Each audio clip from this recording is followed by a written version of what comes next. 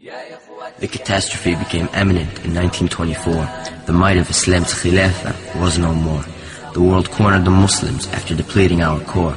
They took out their militaries and came knocking on our doors. They began to invade our countries from every shore. They taught us nationalism, tribalism, and our unity was out the door. They made us pledge to useless flags and brought their kufr to our lands. They showed us their culture and we became instant fans. We abandoned our religion and so Allah abandoned us. We broke our deal with Allah within our mutual trust. We were supposed to remain obedient and in Allah place our trust, but we fell into sins and were betrayed by our lust. Allah sent us a messenger who taught us success, to aim for Jannah and love this dunya much less. But we took the blessings of honor and power for granted, so when we strayed from Islam, a wake-up call we were handed. The troops of the devil in our nations quickly landed, to colonize the Muslims with their kufr so candid. But we still didn't learn and so soon we became related.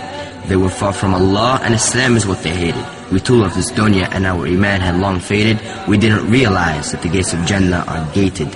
Earning Jannah means putting desires to the side, if we expect the gates of paradise to open for us wide. But since we abandoned Allah and forgot our religion, Allah says be, and so He carries out His decision. The worst amongst us were made to lead us. They too were oppressors and didn't even feed us. Allah withdrew our khilafah and woke us up to a reality, that our success is with Allah and not with ethnic principalities. That we need to put our ethnicities and worldly love to the side and hold firmly to the rope of Allah, not swimming with the tide.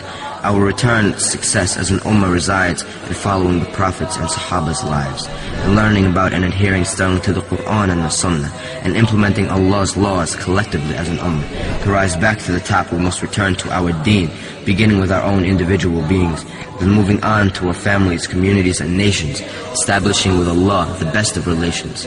So let's invest in akhirah instead of over-enjoying life, and be prepared for this means considerable strife. The hatred from the mouths of the kuffar continues to emanate.